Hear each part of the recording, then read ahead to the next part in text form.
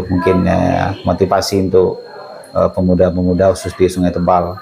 Artinya kita jangan beranggapan kita di sini hanya pendatang. Ya, nah kita sudah menjadi pribumi di sini, artinya juga harus bertanggung jawab bagi masyarakat yang belum punya BPJS. Yuk sama-sama kita masuk ke BPJS. Jadi nggak ada perbedaan lah, ya, perbedaan antara pelayanan BPJS yang kurang bagus, pelayanan umum yang lebih bagus, itu tidak ada. Kita semuanya di sini sama.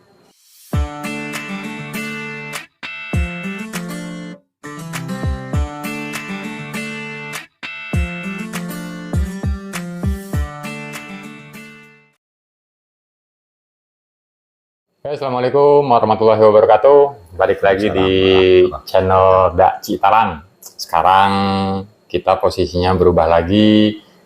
Kita sedang bertamu di Puskesmas. Ini ada di ruangan Pak Kapus. Oke, Pak Kapus, sehat Pak Kapus? Alhamdulillah. Sehat. Alhamdulillah. Ini Pak Kapus nih, kepanjangnya Kepala Puskesmas ya, bukan orang. Jadi namanya aslinya Joneva Bevandi. Ya. Oh, itu nama aslinya. Jadi kita mau ngobrol nih sekarang nih sama kepalanya langsung. Jadi kita semoga bisa bermanfaat untuk kawan-kawan yang di sana. Oke, Pak Kapus, untuk kesehariannya di sini Pak Kapus nih, apa nih? Untuk pertanyaan awal nih, mungkin kemarin kan aku lihat di postingannya Puskesmas Tembah Masura ini tentang akreditasi. Yeah. Nah, itu akreditasi itu maksudnya kayak gimana sih Pak Kapus? Oke.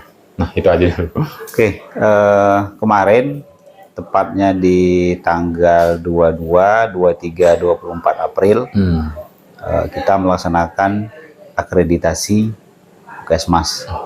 Nah, akreditasi Puskesmas ini sesuai dengan peraturan Menteri Kesehatan nomor 34 tahun 2022 itu wajib dilakukan oleh Puskesmas.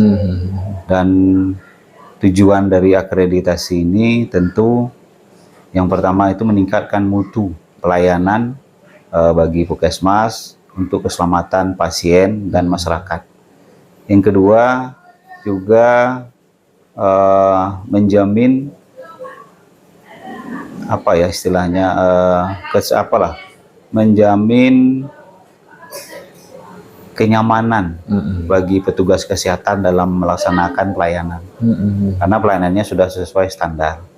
Dan juga ini meningkatkan tata kelola organisasi dan tata kelola pemerintahan. Jadi kemarin itu kita melaksanakan akreditasi yang mana seharusnya itu di tahun 2022. 2021, 2022 kita udah akreditasi. Nah, karena kan 5 tahun sekali. Iya. Nah, dikarenakan pada saat itu COVID. Nah, tertundalah. Kemarin lah, terakhirnya kita udah melaksanakan akreditasi. Ya, mudah-mudahan dengan kegiatan akreditasi ini, khususnya Puskesmas Pasar Masurai bisa meningkatkan pelayanan yang lebih bermutu lah untuk masyarakat, khususnya di Kecamatan Masurai dan umumnya Kabupaten Merangin. Amin. Semoga lebih baik intinya Pak Kapus ya. Oke, lanjut nih Pak Kapus nih. Biar nggak ini kan suntuk nih Pak Kapus. Aku mau nanya nih. Ya, boleh. Jawab jujur tapi ya. Ini nih kita bicara dengan ini global ya. Informasi globalnya masuk tentang pelayanan BPJS.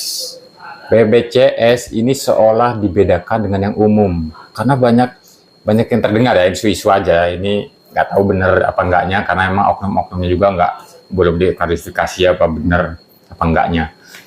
Ini BPJS ini seolah dibedakan dengan yang umum karena seakan-akan BPJS yang memakai BPJS itu diabaikan, dibelakangi, yang di umum dulu yang ditindak. Itu bener nggak sih Pak Kapus? Oke ya.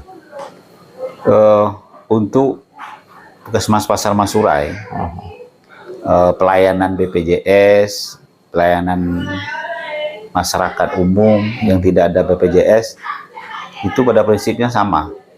Ya, nah untuk diketahui Puskesmas Pasar Masurai wilayah kita ini punya peserta ke BPJS ini lebih dari 6.000. Nah, yang bantuan pemerintah, ya, yang nama itu PBI itu, pemberi bantuan iuran, itu pemerintah, itu lebih dari 6.000 peserta.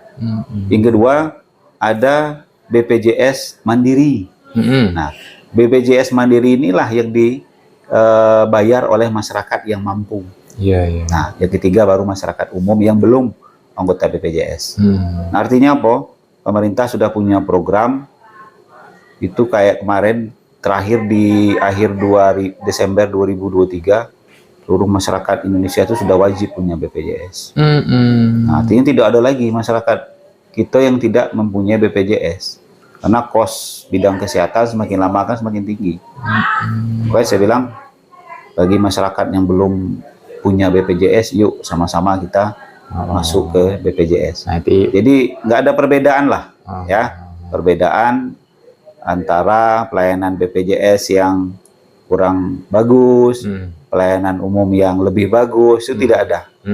Kita semuanya di sini sama. Artinya pelayanan itu kita berikan baik kepada yang BPJS maupun yang kepada umum. Jadi tidak ada perbedaan. Ya mungkin tuh isu-isu lah, isu-isu ya, isu-isu yang nggak benar lah. Ya, mungkin ya. Ya mungkin. Bisa mungkin jadi benar Pak Bos. Kalau di wilayah Puskesmas Pasar Masurai, saya berani jamin pelayanan itu sama. Kita nggak tahu kalau di luar. Di luar. Puskesmas Pasar Masurai. Tapi saya katakan di Puskesmas Pasar Masurai kita tidak ada pembedaan.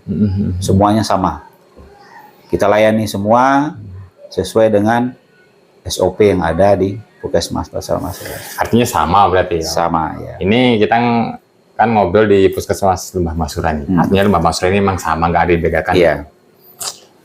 Mantap ya doh. Jadi dengar ya, ini semuanya sama antara yang pemilik BPJS ataupun yang umum, berarti sama ya Pak Bos ya? Deal ya.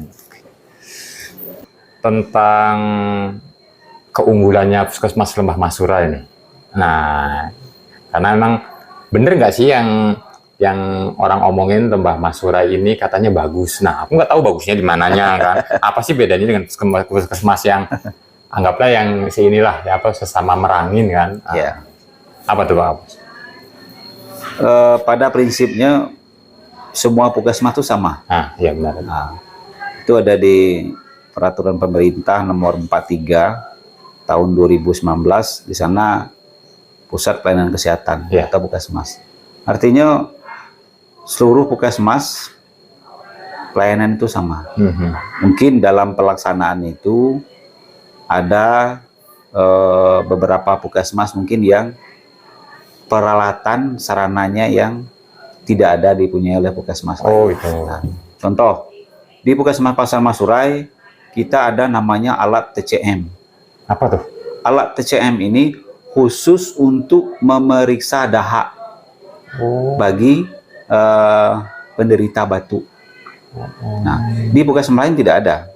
Di Dapil 4, Sancing, Masurai, Siau, Jangkat, Perantau Suli hanya di Puskesmas Pasar Masurai. Artinya mereka dari puskesmas yang saya bilang tadi itu mengirim dahaknya ke Puskesmas Pasar Masurai. Kok bisa Pasar Masurai aja yang ada? Nah, karena kita pertama mungkin posisinya di tengah-tengah.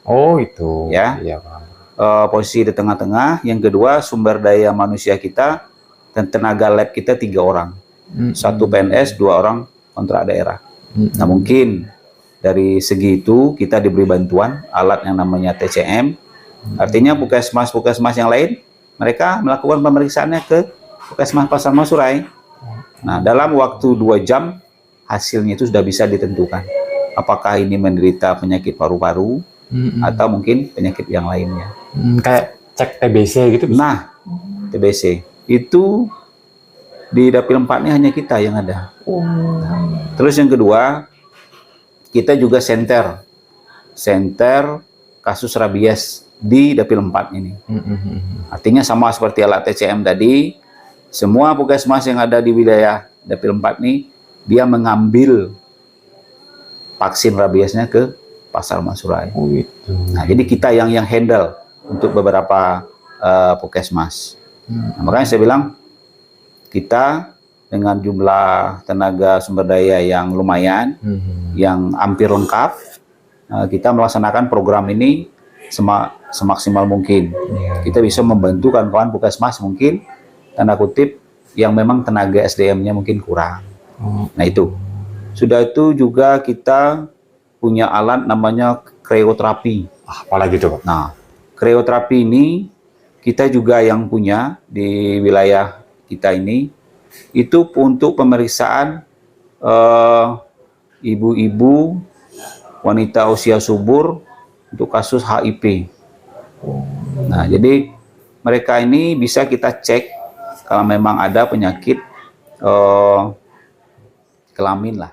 Nah, jadi dari alat itu kita bisa mendeteksi penyakit-penyakit di wanita usia subur tersebut. Dan itu pernah kami lakukan secara serentak kemarin, saya lupa tahunnya itu, sekitar 2016 atau 17 ya, di Sungai Tebal di KPKP. Tebal? Ya. Tahun 2017? Ya, sekitar itu. Kita pernah turun ke sana. Di KP arah ke belakang, itu lupa saya alamatnya itu. Kita cek, pada saat itu ada sekitar 40 ya wanita yang kita cek, ada beberapa yang positif penyakit kelamin. Nah, mereka kita arahkan, kita beri pengobatan. Artinya penyakit seksual menular ini justru membahayakan diri mereka. Artinya mereka harus hentikan profesinya ini gitu. Itu pernah kami lakukan dengan alat yang namanya krioterapi. Ya. Krioterapi. Ya, krioterapi. Nah, itu juga kita punya alat USG. USG jadi bagi masyarakat yang hamil di wilayah kita di Lembah Masura ini tidak perlu ke Bangko lagi. Nah, kita udah punya alat USG itu. Nah, USG itu kita bisa cek di sini. Ngapain ke Bangko? Biaya besar kan, ongkosnya berapa? Lebih baik di sini. Sini kita murah.